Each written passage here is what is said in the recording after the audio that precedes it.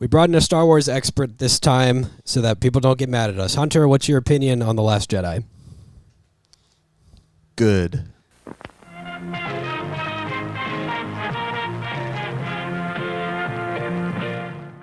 Agreed completely, man. I don't know. We have like 100 something subscribers. So thank you very much for those of you subscribed and like and watch our videos.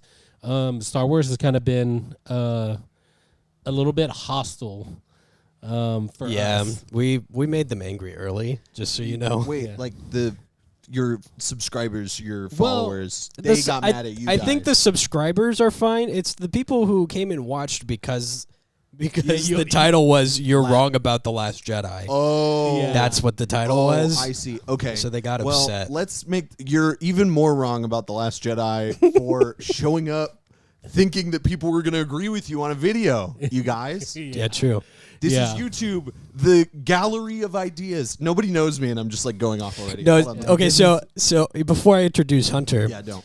I have to tell you there was a fun thing that happened on that video where there was this one guy who just left like a novel about why we were wrong. Timestamped. And Timestamped for and I our had statements. I had a comment response drafted to him for the longest time, and I don't think I even told you this.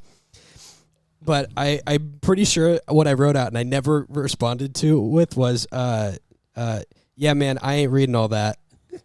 God bless or my condolences, whichever it is. Stay mad, weirdos. Stay mad, weirdos. Yeah. Stay Well, mad. Well, Star Wars is just one of those franchises that it's got passionate followers, which I think you and I, the scale goes from lowest here, and then it just goes up to you, I think, Probably. in the room. In the room. I did not know that I was getting brought in as a Star Wars expert. This is not self-proclaimed, by the way. If my brother Trevor watches this, he's going to be like, that dude does not know nearly as much about Star Wars as I do. But, like, he's watched the Clone Wars and stuff. And, like, I haven't. I think we might... should I save this? Like, my whole relationship to Star Wars kind of thing? All I'm saying is that, like, I care a lot about the themes in Star Wars, and I think the world is very cool. And Yeah. hot take, but lightsabers go zhwum, and I Yeah, like yeah, they're them. very They go cool. zhwum. They're very And cool I for think it's that. so cool for them Yeah. to go zhwum. Like, What I said in our episode about A New Hope was that I think what George Lucas did with the world building is almost unmatched with any other franchise. yeah. Yeah. And that he should probably humble himself out about writing characters. Yeah, and scripts. Why not? We should all humble ourselves out about something, I think. And yeah. Well, I'll let you all do your Yeah. Do Do your intro. Yeah, we still have I'm our like intro, hijacking so- the podcast, and I was. Yeah, we haven't even we- started.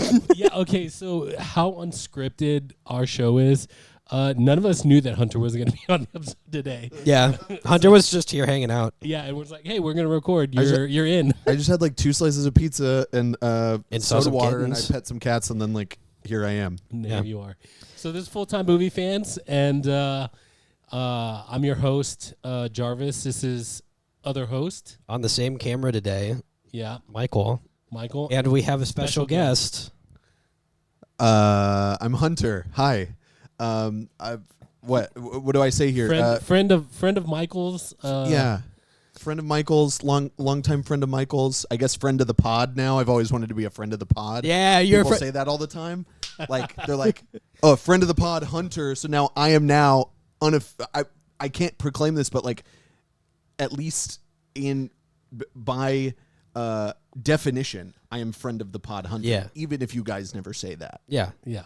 Well, it's Friend of the official. pod, It feels Hunter, good. is here as Yeah. our co-host today. And he's also going to be giving us a lot of wisdom and knowledge regarding. Yeah, this man is an encyclopedia about Star Wars knowledge Apparently in not as particular. good as his No, brother. I'm so scared of like, oh man, they're gonna come Starting for to feel me. the pressure, aren't you? You can't, but they can't find me. I'm like not anywhere Yep. anymore. That's how I feel about it.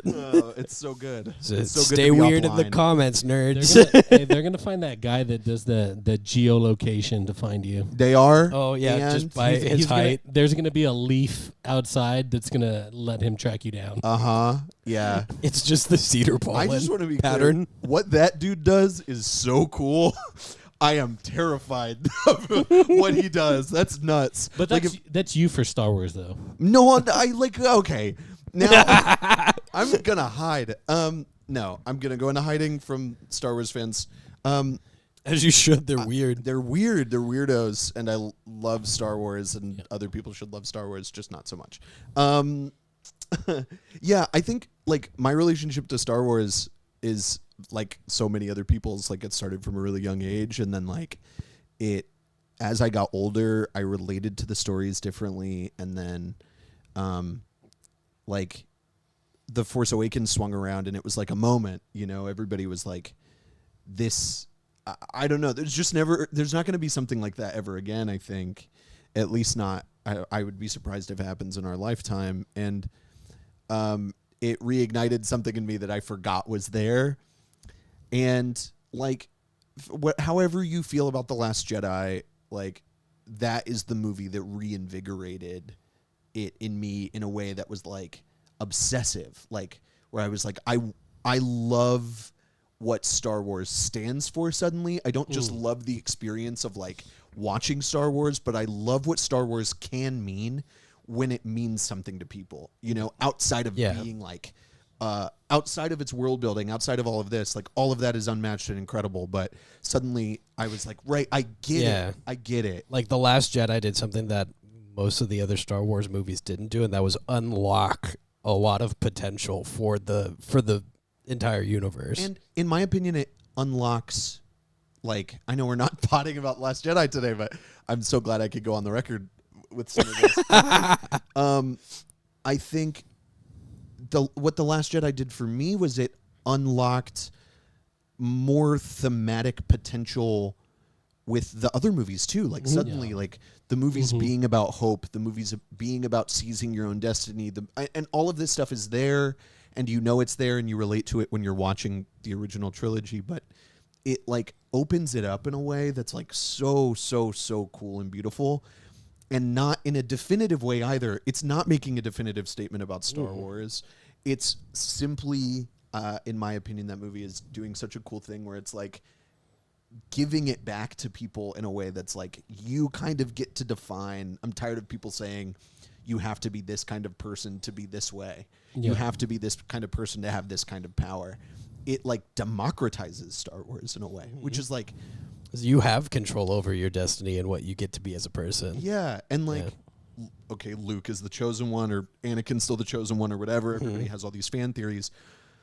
Ultimately, like what you do with your position and what you do, like the choices that you make matter. Yeah, everything matter is a choice. more than what you are. Exactly. And like, there's a lot to be said. I know you guys did a whole podcast about the Rise of Skywalker, and I think like there's some things in that really undermine that, but the little credit, some of the credit that I'll awful. It's the movie. podcast's most hated movie at the moment. Okay, it's bottom rung, and we did a letterbox, and we did Emoji Movie. Yeah, no, it's below Emoji Movie on the ranking. Wow. Yeah, the rank is Rise of Skywalker, and I think we still have Everything Everywhere All at as Once the at top. the top. As number one. So that's the and then everything in between. That's sick. I have plans to at some point get a little DVD case behind us that has all of the movies we've done in order. That's cool. Yeah, which would be we'll fun. Put them in order.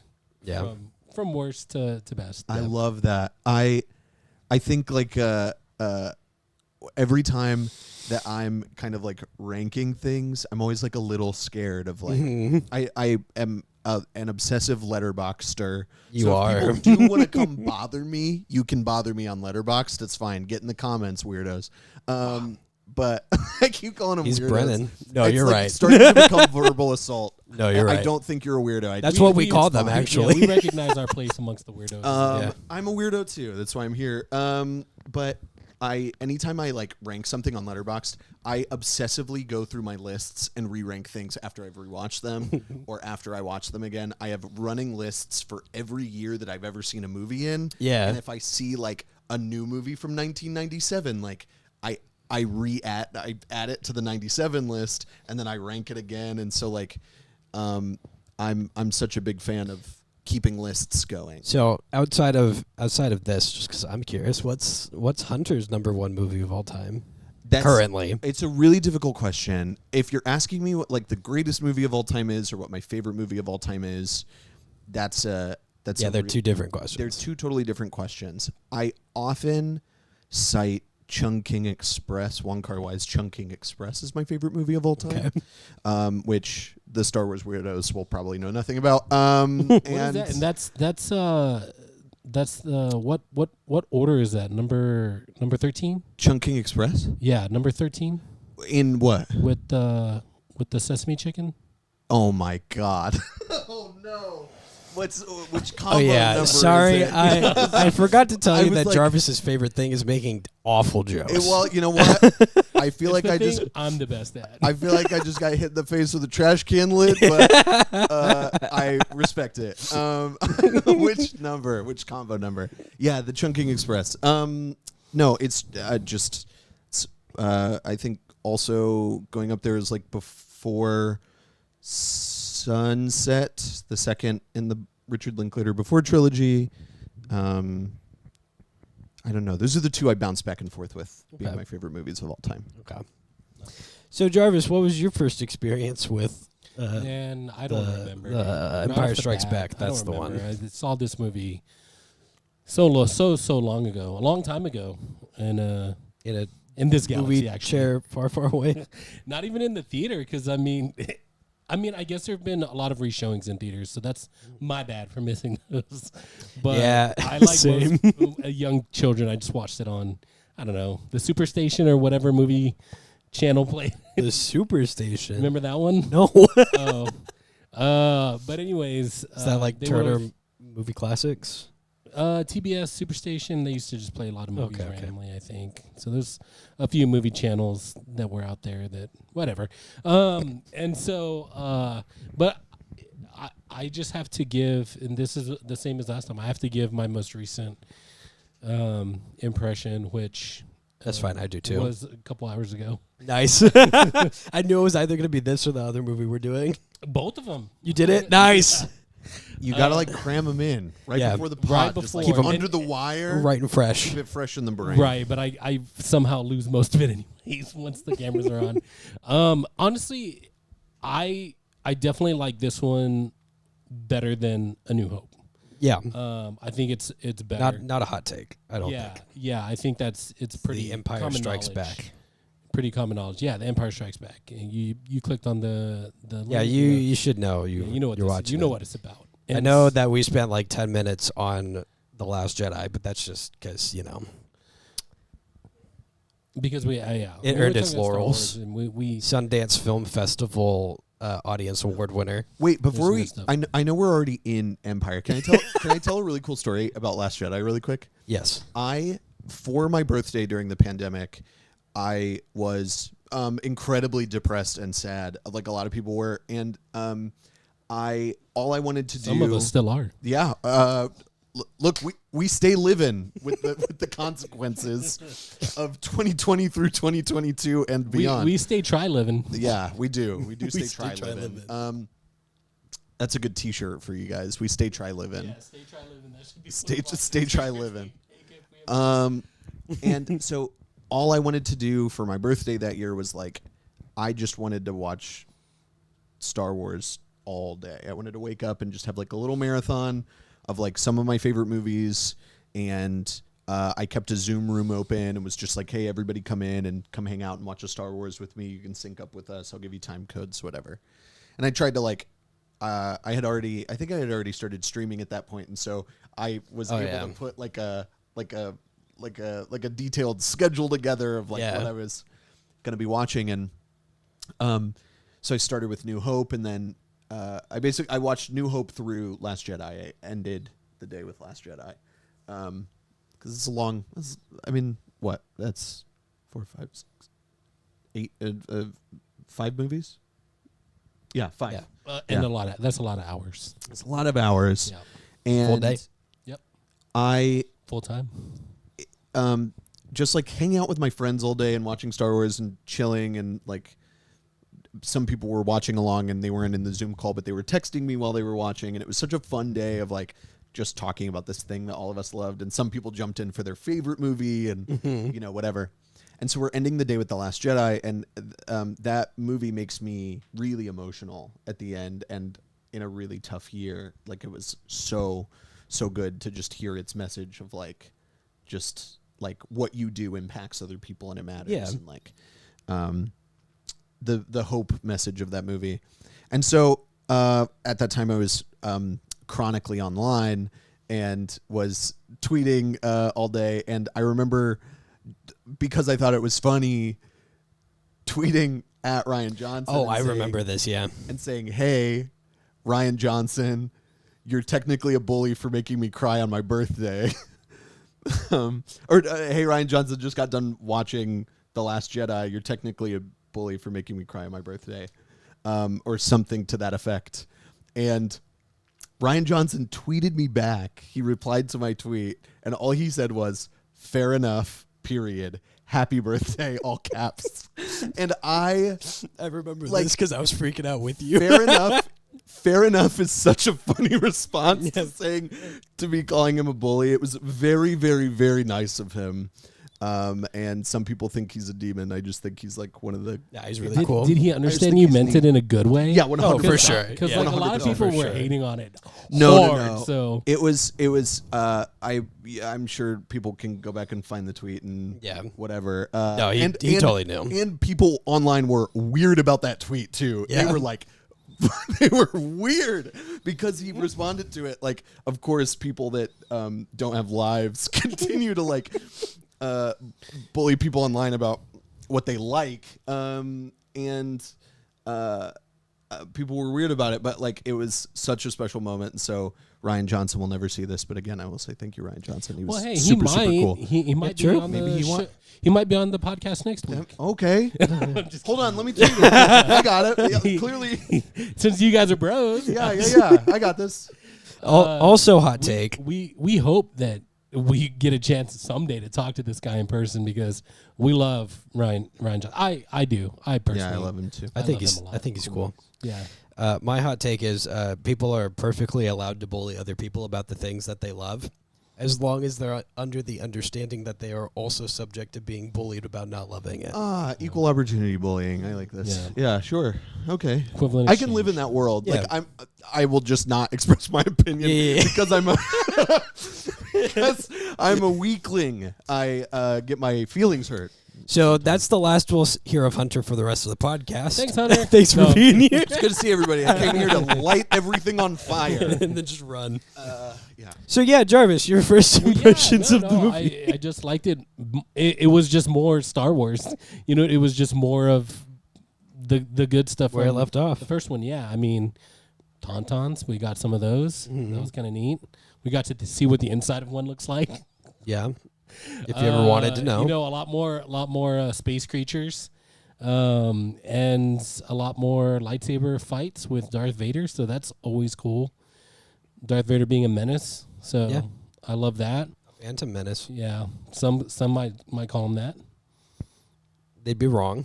Right, because we know that that's who's the actual. Actually, he's not the Venom Menace. Yeah, It's like that guy. Yeah, we they need brought you the for Star that. Wars podcast, the Star Wars expert on to the podcast to do that guy. He's just here to fact check, to actually. shake his glasses and Yeah. excuse me, actually.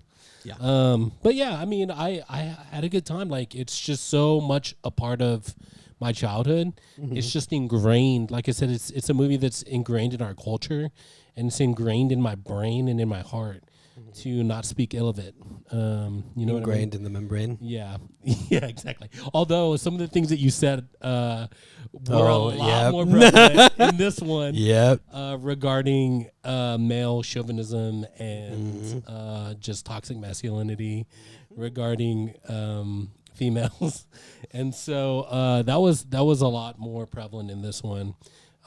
He had a hard time managing his emotions, and I think when men who are not emotionally mature, intelligent, it just defaults to anger, which is what he did. Yeah. Like, Yeah. fine, I guess I'm just gonna leave then. Han in the first movie was a lot like, whatever. you know you love me. I'm the cool And in this guy. one, it was quite literally, if you don't want me to leave, say you'll fuck me right now. Yeah. Say it. Okay, I'm leaving then. it was the vibe Yeah. for all of this but, movie. But outside of that, like I think we talked about it. It's a product of its time, and we've And a product of hopefully- George Lucas not knowing how to write characters that aren't just Yeah. Hopefully we've caricatures. hopefully in 2024 we've evolved a little bit more past that. But you're right about Well, that. The That's Last still- Jedi that's still didn't not have great. caricatures of characters. They had fleshed out. Whatever. Yeah, but I don't know. That's my take. And then of course, what about yours? And then I can't wait to hear. It's more of the same. I agree. I think I Concur. like it better than A New Hope. The world still feels massive, but at the same time, like there's like two things going on at the same time at all times. So it's like the world is big, but only like so big. I like the weird thing of separating the main characters into doing their own things, Yeah. which doesn't happen that often anymore, except for in The Last Jedi. So yeah, that's my basic. I watched it the most recently on my phone on an airplane back from Disney World. So The best way to watch it. right after I watched A New Hope, and so everything that I was thinking about A New Hope, which for Hunter and the people who haven't watched the New Hope episode, was very much the world is very big. It feels big is awesome, it? massive, The world. massive. Yeah. Do we like? Isn't Do it? we like big worlds? It's worlds. Yeah. The worlds are big. Yeah, the worlds are big. To continue being an actually guy. one of them. Isn't it the galaxy? Whatever. Yeah, One of the worlds got exploded. Galaxy's in the first movie. Edge. There's one less worlds. Yeah. Yeah. And they're trying to plan for more, but the first movie took care of that problem. Yeah. And yeah, that's the characters still don't feel like they're that good to me. It's weird having grown into this like expectation of what these characters are, and something I said in the New Hope episode is watching the original trilogy back again, I finally understand why Harrison Ford is so anti-Star Wars. Mm-hmm. It's because of how awful Han is, just in general. He's supposed to be like cool, masculine dude, very like macho, very like centered, and he understands what's going on at all times, and what he actually is just a pick-me boy. Sure. That knows how to fly a spaceship really well. He's a space F cowboy. Yeah. That's how I feel about it, that? which is very good. It's very disappointing. Thanks. I get upset As when I somebody don't who get it back. hadn't watched them in a long time. Jarvis needs recognition. I He do. demands to be Yeah, heeded. that's Because very when you good. don't, when you don't, I just keep repeating it. Very good, sweetie. The adults are talking now. Wow. Yeah. So yeah, Hunter, what's Yes. you can The either do opinion first we've all been waiting impression for. or most recent impression, whichever one. I mean, I've seen this movie like 100 times. Right. Like it's. Tell us about your 87th impression. So that was the same day that Ryan Johnson tweeted him. Yeah. I think like the thing that is so cool to me about Empire is like one, it's the fractured narrative. It's the heroes kind of split. Everybody's split like billiard balls, and like they all are kind of scattered to the winds, and then they have to like the entire movie. I mean, outside of Luke, is like everybody's just kind of trying to fight to get back together and figure out, but they're learning their own things on their own, you know? And like, I think structurally, it's my favorite Star Wars movie. When I look at like how it's constructed, and it just, all of the characters get to shine and everybody kind of gets equal play. And like, so if you're a Han fan, like, you've got a lot of Han in this movie. If you're a Leia fan, you've got a lot of Leia. If you're a Chewie, C-3PO, R2-D2 fan, like everybody's got kind of this equal footing and an equal chance to do their thing and tell their story. And I feel more intentional. yeah, and like what makes Star Wars so cool, like this is so fun because I actually disagree with you guys on the characters a little bit, only because they are like, I kind of see Star Wars, especially like own construction, the original construction of the trilogy, as being like this kind of like pulp paperback sci-fi novel that you like pull off a shelf. I see what you're somewhere, saying, yeah. right. And so like the characters are broad, but they are broad for by design, right? Like, and then you go into Empire. I don't think Leia's broad. I think she's a lady. You're right. Who's the chauvinist? No wonder face. you like it, Hunter. Yeah. We got him, guys. We got her. Oh, is that the cop? I'm sorry, I'm hearing the cops. The woke police have arrived. We got him. I don't know. I think there's something so cool about like, okay, so you have these like kind of really cookie cutter pulp classic characters, and then like you really get to open them up a lot in Empire.